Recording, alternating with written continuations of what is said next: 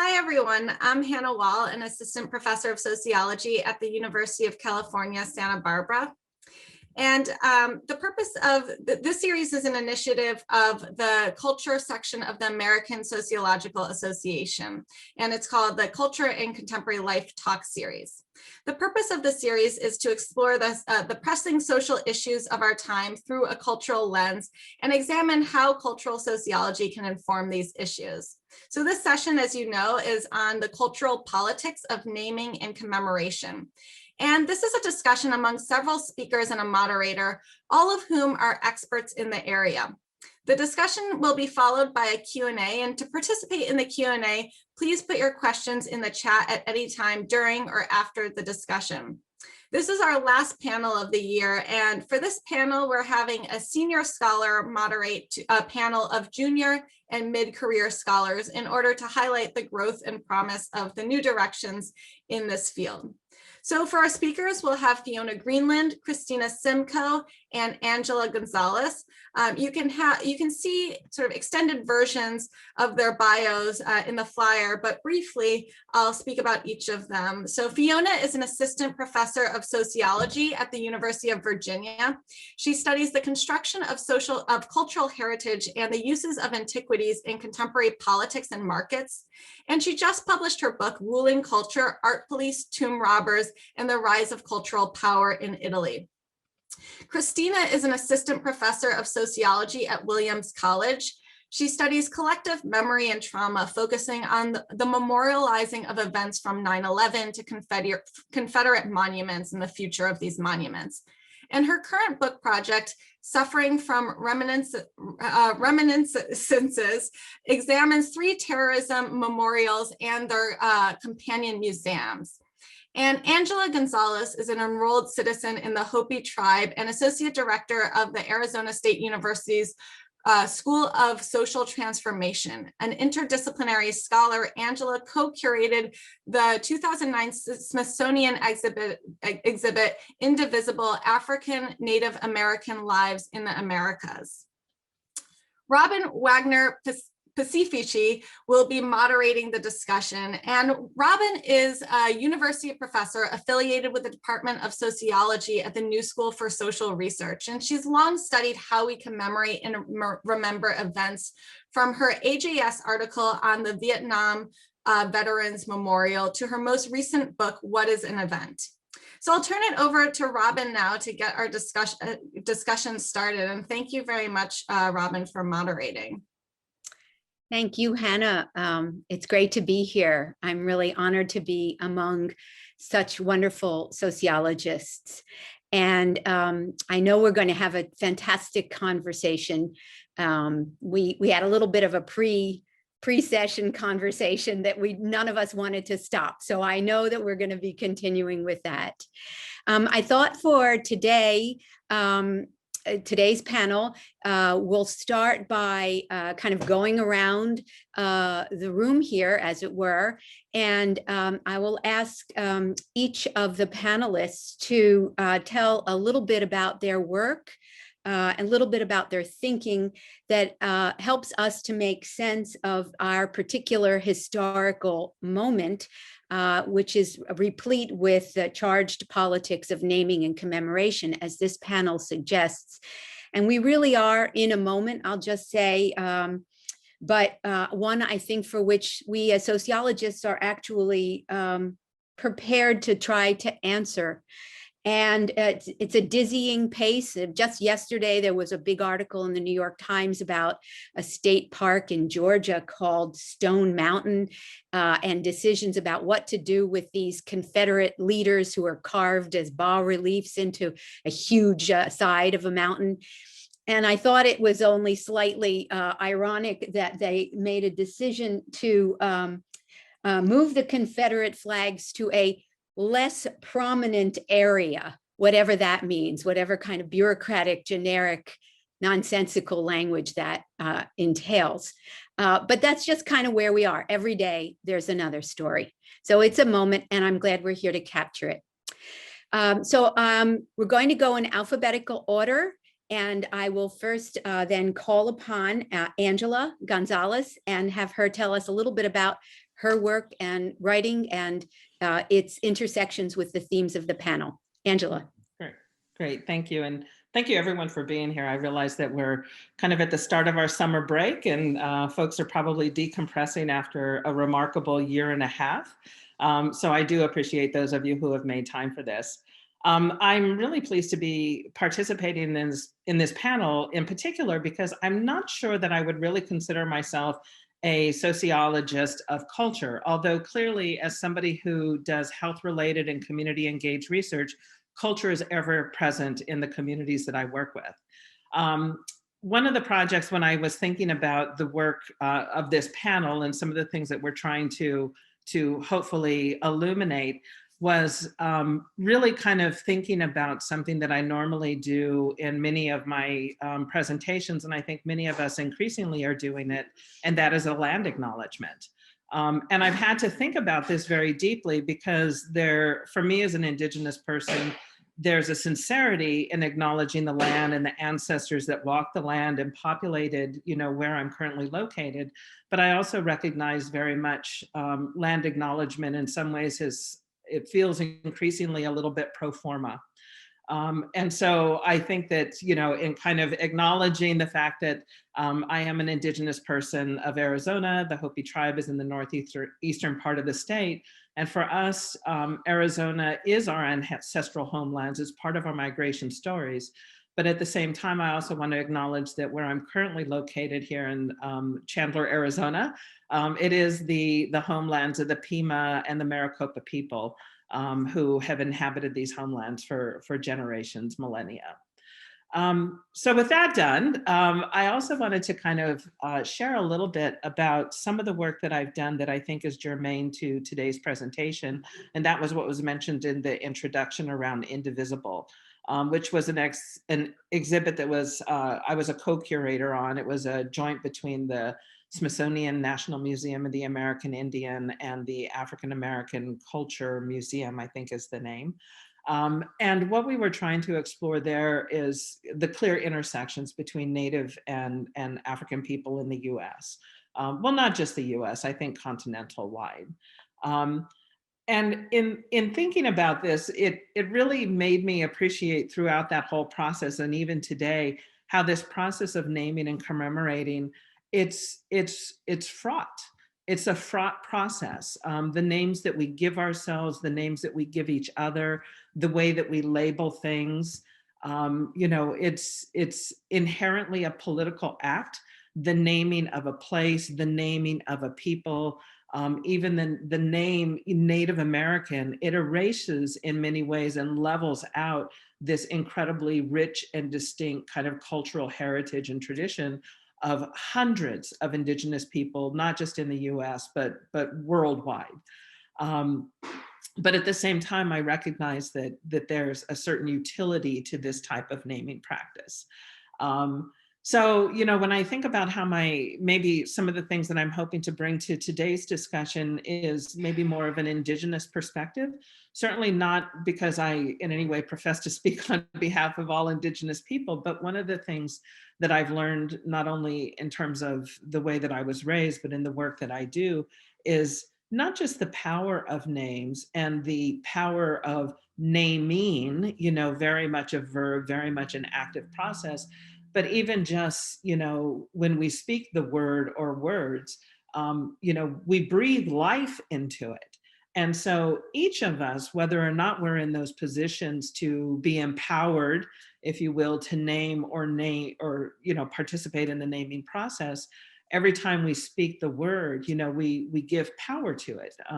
It resonates beyond just the space that we occupy. And for me, that's always been kind of a useful way of kind of thinking about the importance of the naming practice, but likewise, the way that we commemorate things.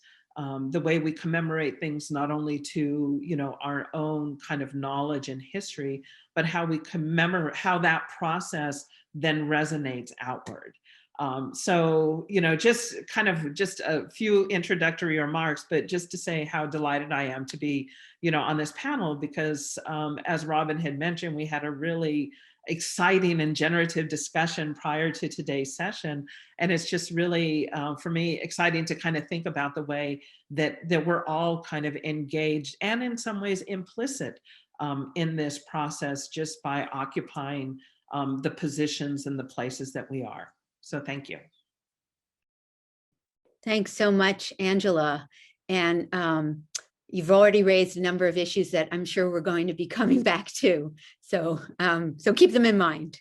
And Fiona, please. Thank you. Thanks, Robin. Yeah, and I want to join Angela in thanking the organizers of the session, Robin for hosting us in the culture section, for supporting today's conversation.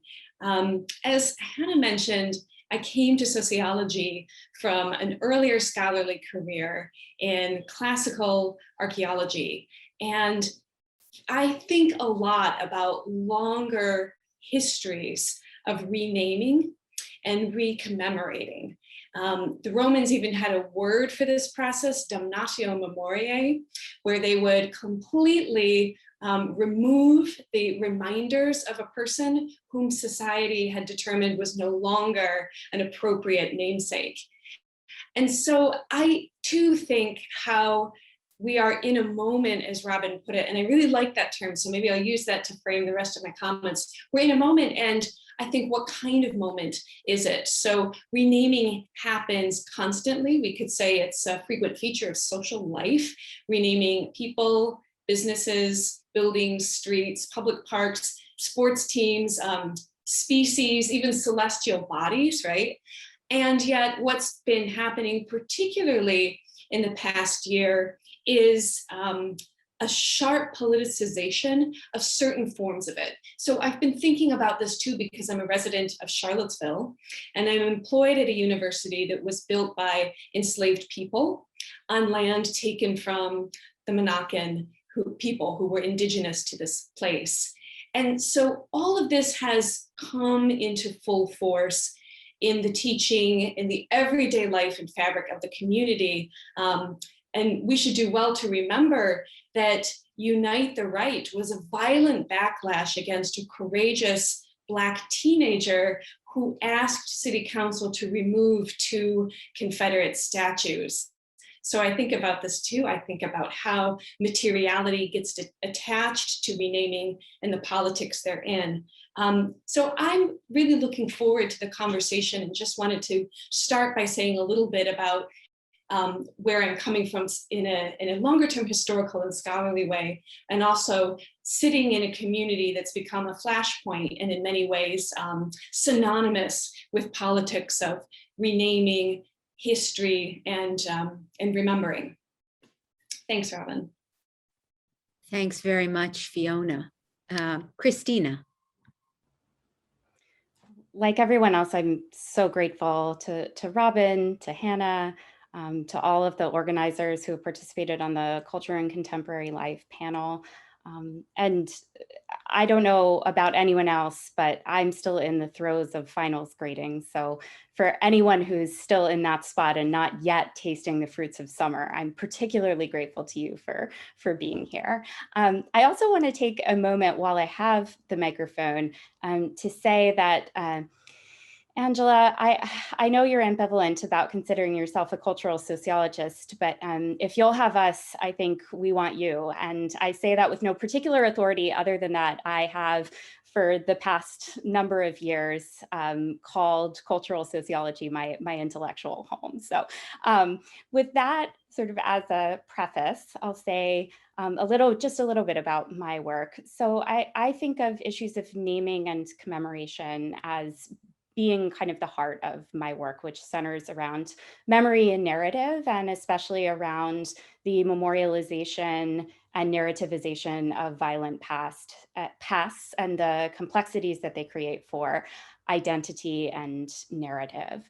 And for anybody who knows my work, it's probably fairly obvious the role that commemoration has played. But in the really generative conversation that we had a couple of weeks ago as a group, the conversation that we didn't want to stop and that I'm looking forward to continuing now, I actually came to realize how much of a role naming has also played in the background of some of my work.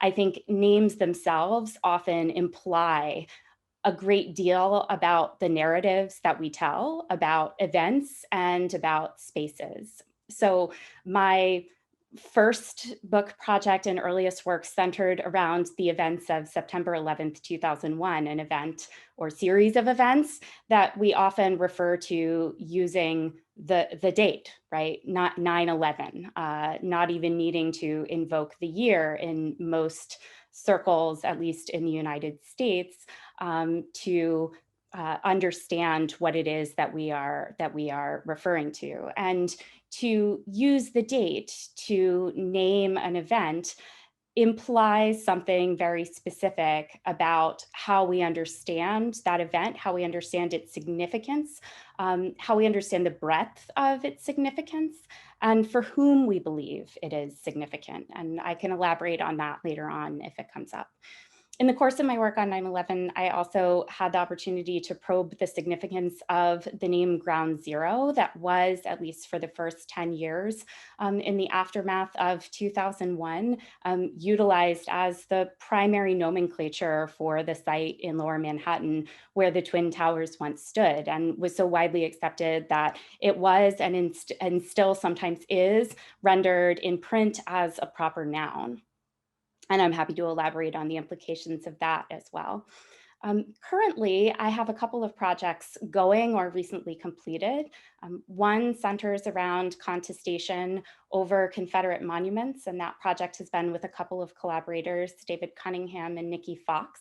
We've looked comparatively at different contexts where various decisions have been made in the reckoning with Confederate monuments and what they mean for this moment, as Robin put it and Fiona echoed.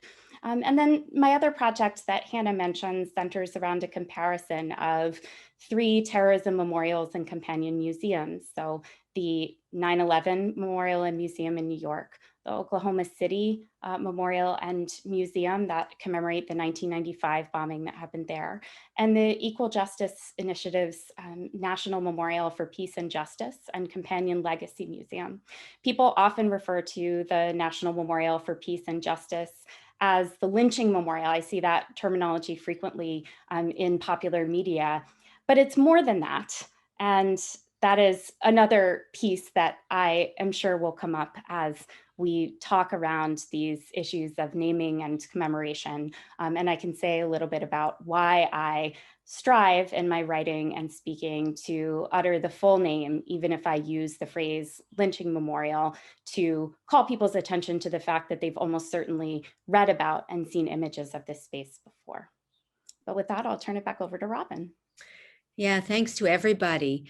So we can already see the lineaments of a great conversation here and the themes that have been raised. And I want to maybe pick up on one of the emergent themes that has to do with the attention that we give to names, the consequences that particular names have, and the attitudes that we have toward their utterance, toward their recognition and their utterance. And you know, it seems that across all of your work, there's preoccupation with degrees of formality or informality in approaches to names, both on the parts of the people, the agents and institutions that you're studying, but also on our own parts as analysts and as sociologists, and a kind of difficulty, tension around wanting to do due diligence and pay deference to names that have meaning and that are embedded within communities and have histories. But at the same time, a wariness about falling into a kind of automatic, perhaps. I think, Angela, you used the term a kind of pro forma, almost ritualized, mantra of names, and thinking we've dealt with situations by just doing that. And I just wonder if you all would enjoy kind of developing this a little bit more as a theme, this issue about the consequences of names, our attitude towards names, and how that's come up in your own work, both in terms of the people and institutions you're studying, but also in terms of your own struggles, perhaps to get it right. So I'll just leave it open. Whoever wants to respond, please do.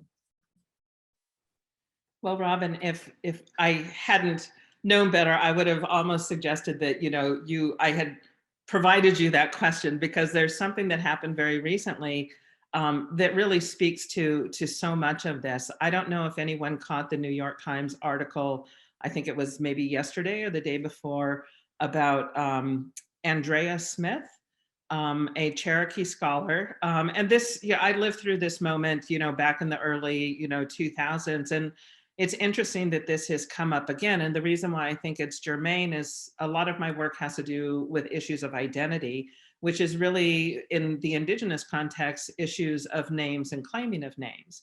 And so in kind of thinking about this and why it immediately kind of, for me, I saw the connections is, there's the process of naming, but there's also the process of claiming, the claiming of those names. And so when I think about this particular case, and for those that don't know, this is a case of a scholar who identifies as being Cherokee, which to me invites, at least again in the Indigenous context, it begs the question of the label, the name Cherokee, and which of course is not what Cherokee call themselves. Their traditional name is Tsalagi, but there is kind of this sense of I don't know if I really want to say ownership, but the many Cherokee scholars take the position that this is a label, a claim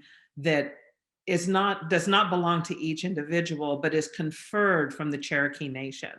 And so this particular case, just brings for me a lot of these questions to the fore, because when we claim certain names, there's a certain kind of assumption that people have the right to claim names. We see this in the naming process, but I think this example is kind of what happens when we claim that name. And what are the implications, as you suggested, the consequences of it. And what I found so interesting, I've been engaged in a lot of online discussion around this, is the response by the Cherokee to her claims to be Cherokee. And this a very strong sentiment that claiming Cherokee identity does not confer to the individual, but actually it's something that's bestowed upon from the larger entity, the tribe itself. Which even that term is problematic. Is it a tribe or is it a nation? And this was one of our discussions that we had prior to today's conversation, because for my own community, we're still the Hopi tribe. And yet there's a very politicized sense and practice to name everything by nations. So, I think that there's a lot in your question that touches on, so many contemporary issues that might not necessarily be maybe come to the fore. But this was one that I immediately thought of. But of course, there's multiple examples, but there are very real consequences of claiming of names to the person who claims it, as well as to that group or that individual or that history from which it is claimed. So fantastic question. I feel like I'm a little bit rambly because these are things that I'm still starting to, continuing to think about, given this recent case that has yet again kind of percolated to the fore.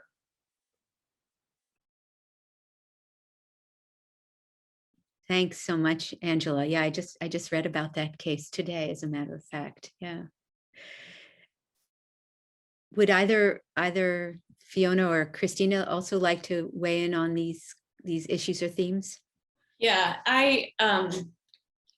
there's so much there, and I'm grateful to Angela for bringing in that article, which I read too with great interest, and actually crystallizing, I think, a really key idea there that probably transcends all of our work and ideas that brought us here today, that there's a role of the collectivity in affirming and in recognizing and in responding to a name. So that claiming that Smith put in motion also undermined, in this case, the collectivity. And so I think, and I hope that I'm getting your perspective on that, Angela.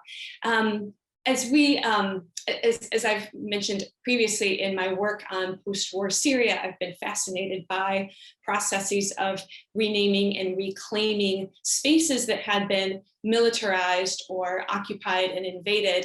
And there are many tangled histories and layers of colonialism, nationalism, authoritarianism, and then a revival of in localized and identities and people who have had to leave the country and come back. And so again and again, the role of the collectivity comes up in these conversations, that it isn't enough for a specialist or an individual to invoke or claim a name on a map, on a plaque, on a street sign. I think always as sociologists, like, we're well equipped to pay attention to these collectivities. And here I'm gonna pretend that Christina, Angela, Robin, and I are actually sitting on Robin's couch rather than speaking to the screen. Because Christina, I was thinking about something connected with your work and another story that was in the paper a couple weeks ago, and that's on the Sandy Hook Memorial and the stalled efforts of the local community to arrive at some kind of agreed plan for an actual monument. And there have been discussions about what's an appropriate way to commemorate that event. Should it be memorialized in some kind of permanent edifice? Who should pay for it, right? I think that brings up an interesting, maybe separate set of questions, but just a reminder to me too of how collectivities can be so frustrating, but always doing something important to be thinking about how these names are used or allocated, or the claims behind them. Yeah, I'll leave it at that and let Christina jump in. Yeah, thanks, Fiona. That did feel like a couch-like before times kind of moment. So I appreciate the kind of calling in. I do this specter of the collectivity does make me want to give me the impulse to weigh in. And I'm not an expert on the process in the Sandy Hook case in particular, although I know that it has been a protracted one, and I've kept up with the news articles that have come out at various stages of their process. One reflection that I have shared with my students, so I'm an older millennial, I think, maybe even a geriatric millennial. That's some of the terminology that's being thrown around these days in social media memes. And my students are Gen Z. And on a more serious note, I think for me, for my generation, I was 16 on September 11th, 2001. As I tell my students, you can do the math. I think, for me and for many of my peers, that was a generation defining event because it occurred at a moment when we were coming of political age. And I think for many of my students, the kind of event that occurred when they were coming of political age was some version of a mass shooting. And for many of them, Sandy Hook was the most affecting. And I've had many conversations with students in class comparing the responses to events that are defined as, labeled as, named as terrorist attacks, and those that are labeled as mass shootings. and the ways in which these terminologies elicit very different responses. And one of the things that I think is most telling is whether an event is labeled by its date or labeled by the place where it occurred.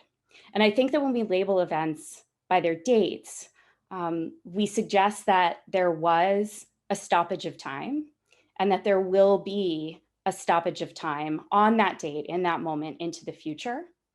And I think we suggest that that date will be recognized by a broad collectivity. I think when we name events by the places where they occurred, Sandy Hook, Columbine, which occurred when I was in high school, we suggest that the sphere of relevance is smaller. And I think that that has implications for who is involved in memorialization and how we memorialize. And so I'll leave it at that for now, although I could get into a ramble on this question. That's really fascinating, Christina. I hadn't quite put that spatial and temporal kind of distinction together in the way that you did before. And I think, you know, again, to go sort of across all of you who have spoken about your work, I mean, this idea of assumptions about the relevant context, you know, is something that seems to be at the heart of a lot of the processes that you've all been studying and engaging with, and questions about who gets to determine the relevant context, how small it is, how broad it is, who's included and who's excluded from that context. And you know, and again, as sociologists, we work with context at multiple scales. We work with these sort of micro level contexts and all the way out to the kind of macro global context. And what's involved is always some kind of a process by which you are, you know, making those determinations, right, about who's relevant here and who should be paying attention and who is going to be in the wake of this particular event, and the degree to which we are aware of that context, or we bring it to life. And I wonder just now, you know, a question occurs to me that in your work, has the emergence of a particular context that perhaps you did not expect to be relevant kind of struck you in any of the work that you've done? And have you kind of had to kind of make a pivot around how you understand the context of what you're actually examining? Wonder if any of you have had that experience.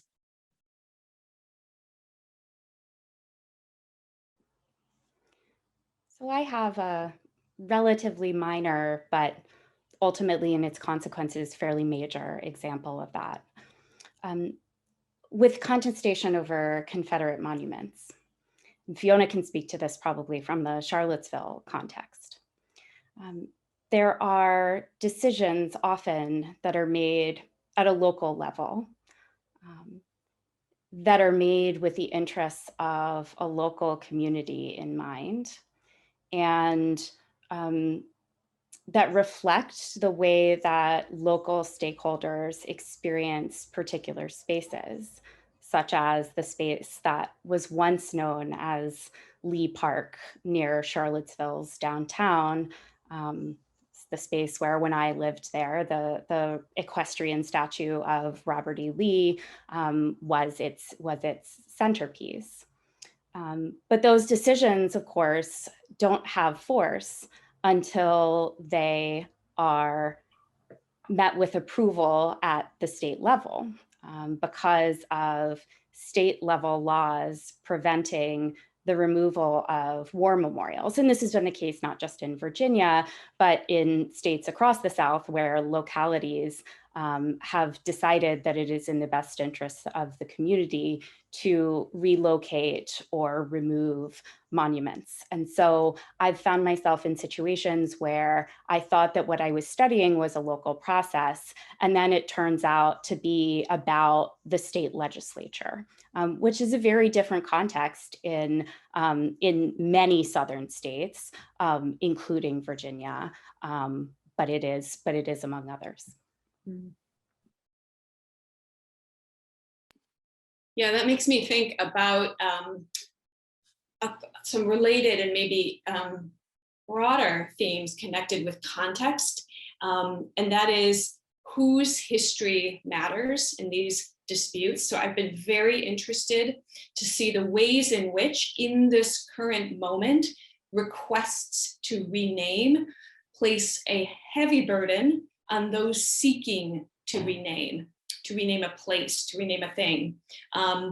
Again and again, you see this as more and more universities have come forward with processes or committees that have intensified the requirements for the renaming, the seekers of renaming, to do the historical due diligence. So one aspect of this context of this moment, right, again, to use your phrase, Robin, is that although those opposed to renaming, and I just want to kind of like name it as more of a position from the right that has especially sought to pin renaming as an agenda item of anti-racism work. Okay, so like this is about the politics of renaming, so I do want to like own that as part of the politics here. But that when there's this accusation that history is being erased, or that there's a real threat that if we take down the Robert E. Lee Monument, one day people won't remember the Civil War, or that we're somehow turning our backs on historical reality. What I want to say there is that each one of these cases, the cases that Christina just pointed to right here, and no doubt other in other works that we've all done today, each one of these involves in-depth historical work through documents, materials, artifacts, and oral traditions. So I just don't see this like ignorance of history or some kind of like fantasy away from it. We could look at very specific examples.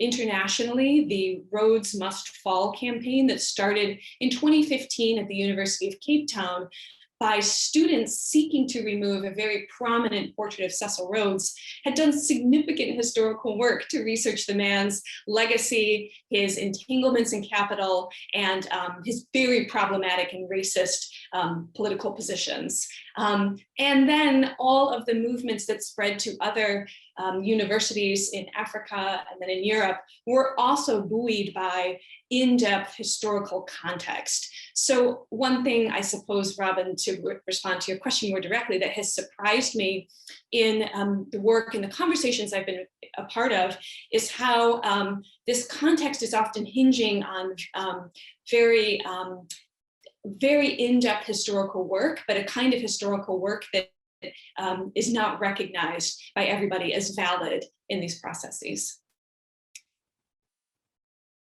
Very interesting. Absolutely. Where is history taking place? Where is historical research taking place? I wonder, Angela, I'm reminded of your curating of the Indivisible exhibit at the Smithsonian, and so far we've been talking about the contexts that are brought to bear on these more public kinds of statues and memorials. And I'm wondering if there were similar kinds of discussions and debates when you were putting that exhibit together about what was the relevant context for the items, the articles, the displays that you were developing in that exhibit. Yeah, in thinking about context, it is so important in so many different ways. One of the issues that we were kind of engaging with as a curatorial team, and we still continue to have conversations with, is the move towards using traditional tribal names to name places. and what is gained, but also in some ways, I don't want to say lost, because I don't think it's a one-off in that instance, but kind of thinking about when we, in the process of renaming, what is lost in terms of the history. And so this had, came up in many of our discussions around the exhibit itself, in terms of what are the compromises that we make in naming things in particular ways. One of the things that we really struggled with, kind of not surprisingly, was the entire title of the exhibit, African Native American Lives in the Americas. Feels a little bit redundant, it's like we've got Americas twice in there. And we struggled, and we had robust discussions that I don't know that we ended really satisfied with, because we were using the name Native Americans, which in and of itself is, it's rife, it's problematic in many different ways. But equally problematic is the term American Indian. And yet, these were, the importance of, in some ways, trying to make it legible, if you will, to the broader audience, was one of the issues that we really grappled with. And so in thinking about the context, I mean, the context of that exhibit was, it was the Smithsonian, it was the National Museum. And so part of that was trying to work within those constraints, which I think is something that we all work within. I mean, we could think about the constraints of, the English language. I know in a lot of my health-related research in tribal communities, the need to be able to express certain things in the traditional language, that really, it's not an easy translation, because inherent in that language, there's a certain esoteric knowledge. And so the esoteric knowledge is really, in some ways, not easily accessible just by simply calling something or labeling something or naming something in a particular way. So this issue of context, was one that we grappled with, and I'm still in contact with, other members of the curatorial team, and we're actually hoping to do a follow-up to the exhibit, and looking at kind of these more contemporary issues, as they've evolved since then.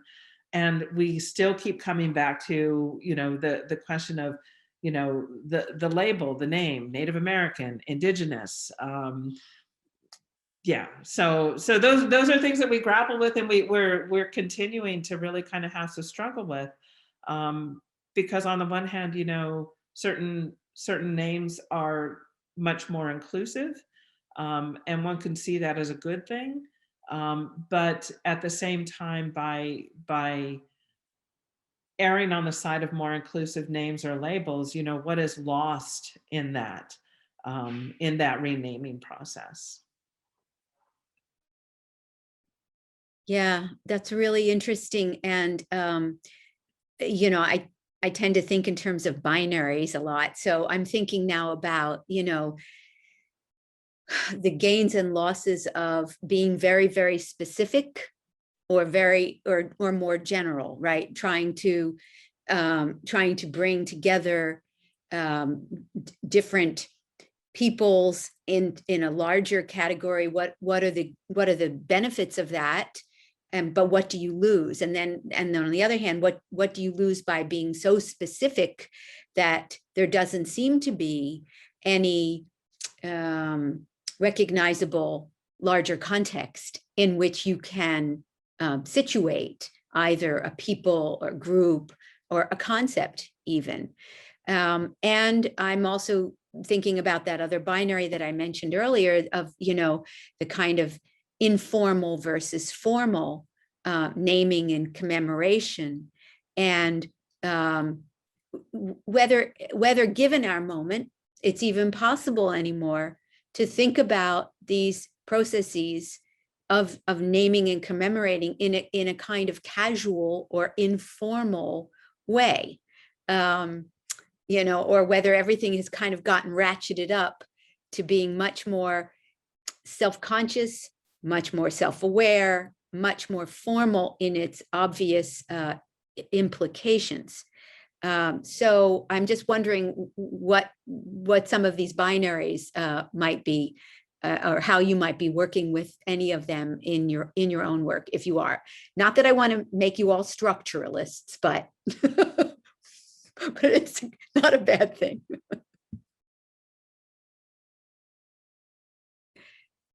That was a question. Yeah, I've been thinking a lot about public and private, and then family life and public life. And so, Robin, your question kind of has me thinking about schools and ratcheting up. So to prepare for this conversation, I just did a little research to see how many school renaming cases I could find from 2020. And I came up with about 100. That's just a number based on media searches, and it includes K through 12 as well as higher education. So what kind of a number is 100? Is it a lot? Well, it's a bit more than what I found for 2019. And I should say that the majority of that 100 comes after the murder of George Floyd.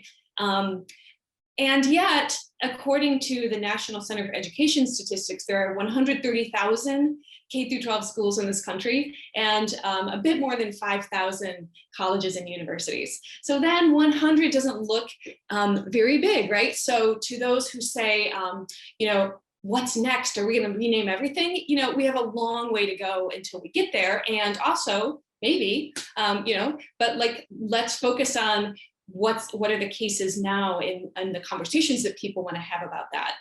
But I think that one factor that maybe explains why in particular these school renamings have been ratcheted up, just look at the coverage in and around the San Francisco public school district and the controversy there about renaming requests. Our school boards have become entrenched in partisan politics over the last 20 to 30 years through a number of factors that sociologists have studied. And I think it's in these spaces that really bring together local with the state and national, family with the public, youth with adults. These are pretty cherished binaries in US society. And it's maybe no surprise that this moment feels intense, because these school cases have really elicited strong feelings in particular. Folks really attach memories and certain significance to school spaces, mascots, traditions. I'm not at all against memories or nostalgia, but I think we really need to stay curious and critical about the other claims that come with those sorts of things. So yeah, I would say I'm thinking a lot about binaries in and around these school renamings. And I'll bet that everybody on this call can point to something at their own institution that's come up for conversation around renaming.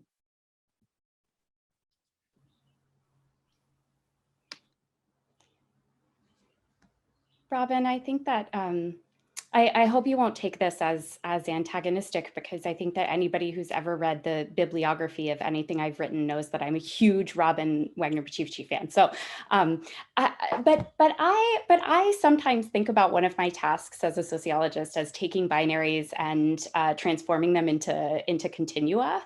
And playing with that dynamic. And one of the things that I thought about as I was ruminating on your question just now, Robin, is the process through which an informal name becomes formalized, and the potential dangers of not paying attention to and potentially intervening in that process.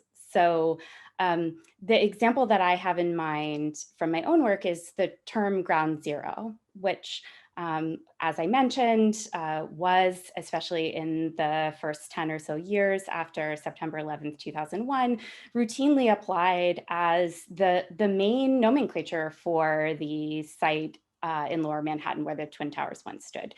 And I've been reluctant to use that terminology in my work, because the term ground zero originally referred to the site directly beneath a detonated atomic bomb. And so really its original reference point is an act of US violence and perpetration. And I found it troubling that that terminology was so quickly applied to describe a site of US victimhood and to conjure images of American innocence around that site. And I found it even more troubling that that nomenclature was very quickly rendered as a proper noun, right? Capital G, capital Z, as though the ground zero in New York City is the ground zero to which any other ground zeros are analogical or become analogical. And that even led to a little back and forth, bit of a tiff with my copy editor at Oxford University Press when I published a book on September 11th, 2001, and its memorialization, because Oxford University Press generally defaults to capitalizing that terminology when it's applied to that particular site. And so I just kind of want to point to those spaces in between, right? The moments in which a terminology is starting to coalesce or crystallize or congeal, because it was only, a couple of hours after the Twin Towers crumbled that news reporters and politicians started using the language of ground zero on the air and in print. And it very quickly became a kind of formal terminology, even though it never had that formal status. And it seems to me that those are the spaces where we can intervene and make the nomenclature reflect the narratives that we wish to perpetuate about particular moments and spaces. Absolutely take your point, Christina, about continua. So I just gotten a question from the audience that I will read and give to the panelists. This is from Terry McDonald. And the question reads, in part, this discussion is about the challenges of representation, how inclusive or not, when are historical representations problematic, names and commemoration sites become points of contestation. Will we see a decline in commemoration because of the rise of contestation and political risks? Or will commemoration and naming look different going forward in the light of these challenges? I think that's a great question. Would any of you like to take that up? What do you think will happen?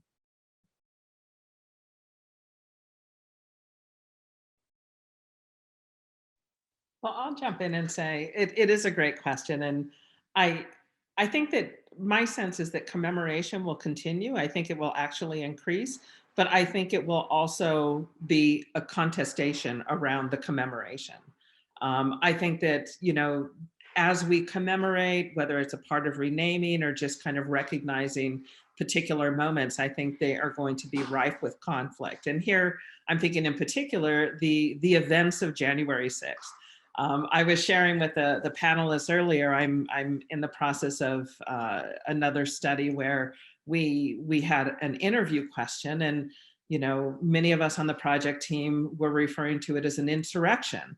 But we realized that that is very loaded language and kind of defaulting to something more neutral. But it reminds me in the context of this question, though, that people's memory and the meaning around these different events that we choose to commemorate, either things that we've commemorated in the past or things that we are going to commemorate into the future, I think, they are inherently fraught. I think people have different experiences of particular moments, particular shared history, but I don't think that the commemoration process in any ways will decline. My sense is that I think that it will actually increase, but I think the contestation will be even more amplified as we come to these events, these historical, memories, commemorations with very different understandings, as well as what others have pointed out. These are very politicized, which is why I think that we'll see kind of an intensification and amplification around the contestation of these commemorations.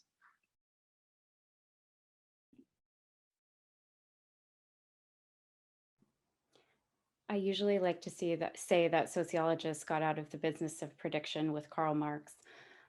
i.e. before the birth of sociology as a discipline, or at least that's what I tell students when they ask me to predict things. But I just want to wholeheartedly agree with Angela and add sort of brief piggyback on that, that I think that the contestation will intensify because there will be a proliferation of the kinds of stories that we tell. So, you know, in the US context, I think in particular, there has been a resistance toward any stories that can't somehow center around or be rescripted around either patriotism or sacrifice or both, right? So heroism is of the patriotic variety, and loss and victimhood is always rendered as sacrifice in service to the nation, or it's rescripted in such a way.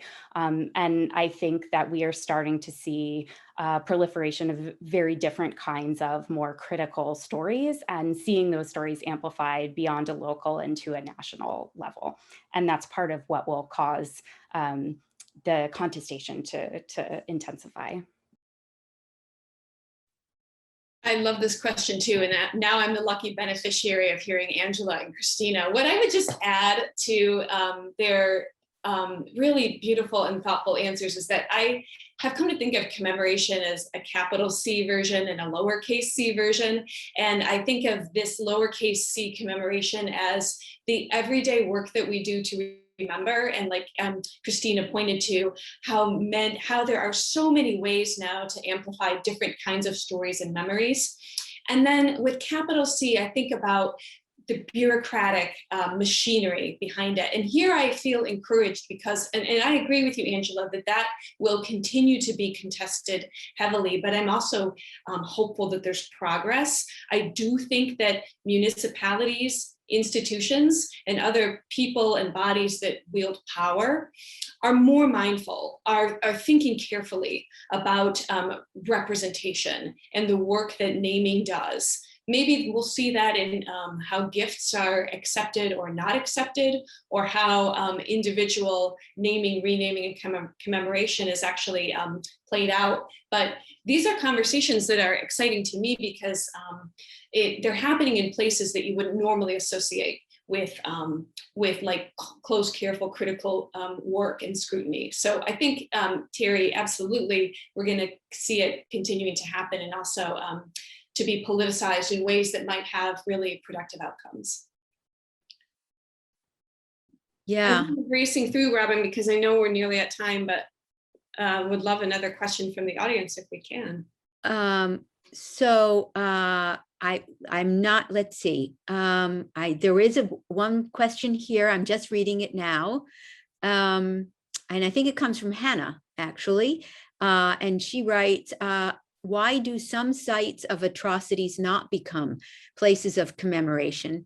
I'm thinking of plantations in particular that have actually been reused as places of leisure, where people celebrate weddings and have hunting lodges. So would anybody like to take up that question of Hannah's?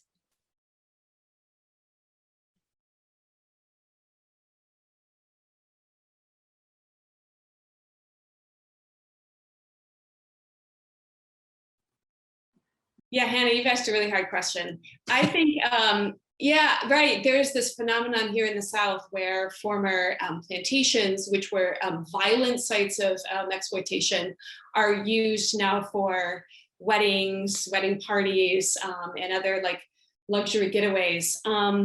There is now a turn towards reconsidering that and those uses, although it is shamefully slow.